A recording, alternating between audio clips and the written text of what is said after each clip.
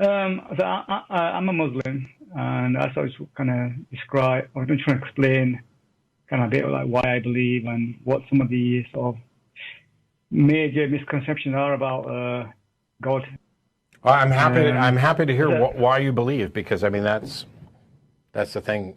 I'm more concerned about why people believe than what they believe.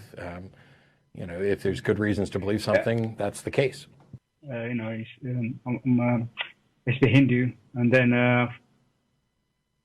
for a while I was an atheist. I couldn't see the evidence for God, and it was a bit confused for me. And then I came across the Quran and started reading that, and I was convinced by that. And I've been sort of like reading the Quran for the past sort of 10, 12 years, and it kind of all makes sense now to me. I'm confused because I'm no longer.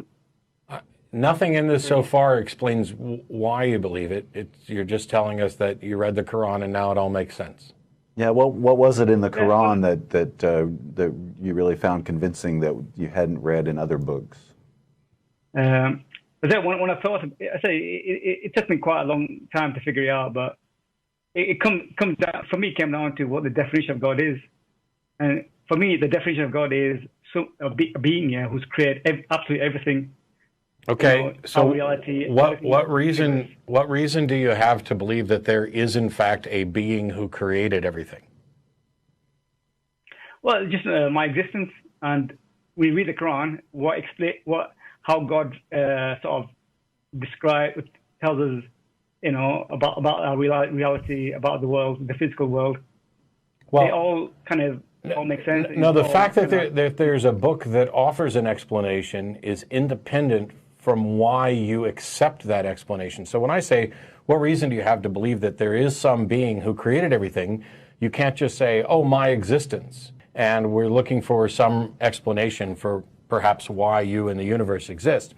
What is it that makes you convinced that there is one being who did this? it's basically what's in the Quran. First I Okay. have to sort of like entertain the idea. That What this is the difference word of does God. it? What difference does it make what the Quran says? That the fact that the book makes a claim doesn't tell you why you should accept the claim. Yeah, but actually, the book does tell you why you should accept the claim. Okay, then what's the reason why we should accept the claim? Well, the book is saying, yeah, this word, this book, yeah, is from God, and this is the truth. That's what There's another That's what book it is. there's another book that says it's from God and it's the truth. How do you tell the difference? There's lots of books that say that. Yeah. You read them. I have. I'm open to reading any book. I have read them. I don't find either of them to be true or good or useful or sufficient evidence for the idea that there's a being who created anything. Yeah, but so have you read the Quran? Yes. I haven't. And have you read the well? In you read the English, in English. Yeah, it's fine. Yeah, I mean, when I say I've read quite a lot, and it it clearly defines who God is, and it says, this book is from God, yeah, and I don't. kind of Why should I everything care? is- Because I don't care what the book says. If I could write a book that defines God and says it's true, but that doesn't mean it is true, and it doesn't mean we have a good reason. So I keep asking, what reason do we have to believe that everything was created by a being?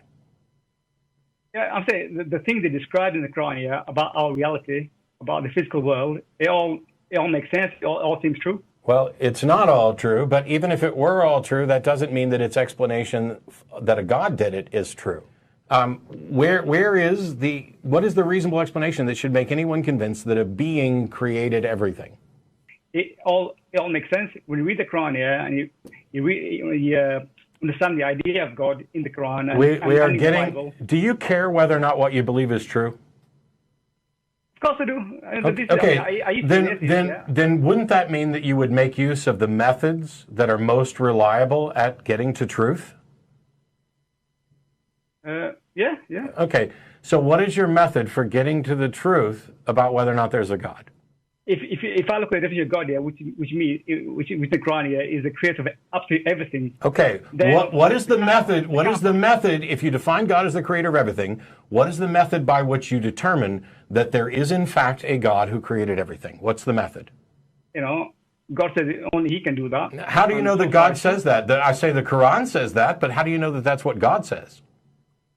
I don't know. I just have to assume this is first. I have to assume this is so what you're God- just so your method for getting to the truth is to assume that the Quran is true. That's right. Yeah. Yeah, that's not a method for finding the truth. Because I can assume that the Bible is true, I could assume that the Quran is true, I could assume that Harry Potter is true.